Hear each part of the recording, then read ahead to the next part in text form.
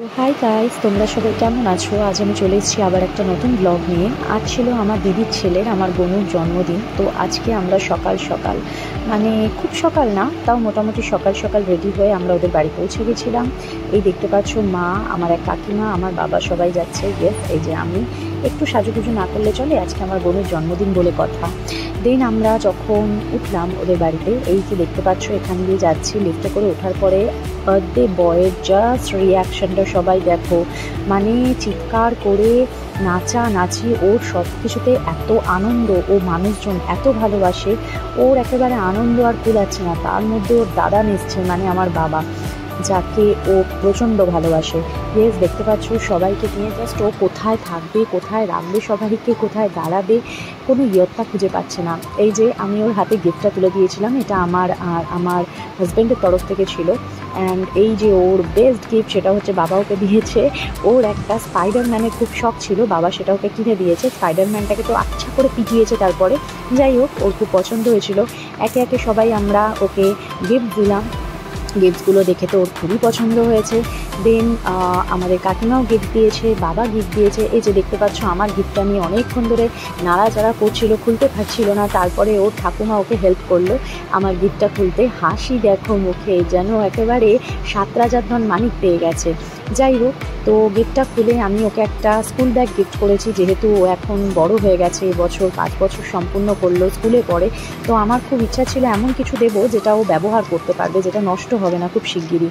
তো যাই হোক, ওকে ব্যাগটা দিলাম। ব্যাগটা তো সেই খুলে তার মধ্যে ছিল একটা ওয়াটার বটল, একটা রং পেন্সিল এবং অবশ্যই একটা পেন্সিল বক্স, যেটা ওর নানু, মানে আমার হাজব্যান্ড পছন্দ করেছিল।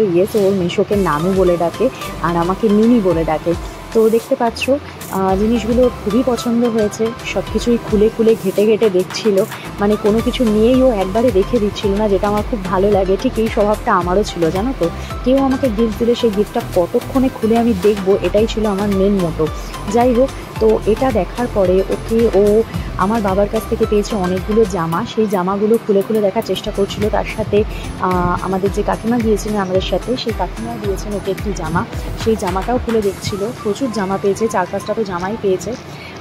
তারপরে দেখতে পাচ্ছ সবটা খুলে খুলে দেখার চেষ্টা। এটা ওই কাকিমা দিয়েছিলেন জামাটা। তারপরে এই যে দাদানের দেওয়া সেই সুন্দর মুহূর্ত, সেই সুন্দর গিফট, দাদান সুন্দর করে একটা গলার চেন ওকে গিফট করলো। তো এটা দেখে তো বাবুর আর খুশি ধরে না। তারপরে দাদান ওকে আংটি দিল।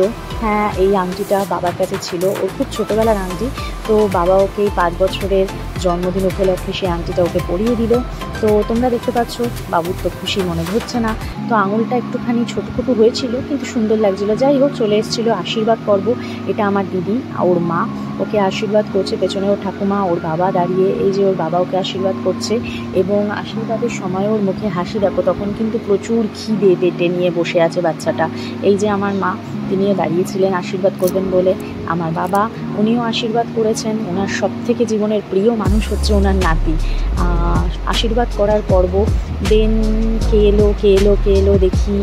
হ্যাঁ, দেন ওকে আশীর্বাদ করতে চলে এসেছিলেন ওর ঠাকুরদাদা, মানে ওর দাদু আশীর্বাদ করার পরে ওকে আশীর্বাদ করতে এসেছিলেন ওর ঠাকুমা, মানে আমাদের জেঠিমা। ঠাকুমা আশীর্বাদ করতে এলেন। এই যে ঠাকুমা, এই যে আশীর্বাদ করছেন, সবাই দেখতে পাচ্ছ খুব ভালো করে। তারপরে অবশ্যই আমিও আশীর্বাদ করেছি। ও তো ছোটো মানুষ, এতদিন আমি আমার বাড়ির সবথেকে ছোটো সদস্য ছিলাম, কিন্তু ও আসার পর থেকে আমি একটু বড় ব্যাপারটা আমার মধ্যে এসছে। যাই হোক, তো এই যে ওকে পায়েস খাওয়ানো হচ্ছে। এবার আসছি আমি, আমি চলে এসেছি ওকে আশীর্বাদ করতে। মানে আমার আশীর্বাদের মুহূর্তটা আমার কাছে খুব একটা হাস্যকর লাগছিল। আমি তো আশীর্বাদ করছিলাম, তার মুখের হাসিটা দেখো, যে নিনি আমাকে আশীর্বাদ করছে, ও ভাবতে পারছে না। যাই হোক, তো এইভাবে তো আজকে সারাটা দিন খুব ভালোই কাটলো। ওকে সবাই আশীর্বাদ করবেন, ও যেন মানুষের মতো মানুষ হয়, খুব ভালো একটি বাচ্চা যেন তৈরি হয়, খুব ভালোভাবে যেন নিজের জীবনটা কাটাতে পারে, এবং অবশ্যই যেন নিজের বাবা মার মুখ উজ্জ্বল করতে পারে, কোনো খারাপ সঙ্গে না পড়ে, এবং সবথেকে বড় কথা, ওর জীবনটা যেন সুষ্ঠুভাবে গড়ে উঠতে পারে। এই যে দুপুরবেলা লাঞ্চ করছিলেন উনি। যাই হোক, আপনাদের পুরো ভিডিওটা দেখে কেমন লাগলো সবাই জানাবেন। টাটা।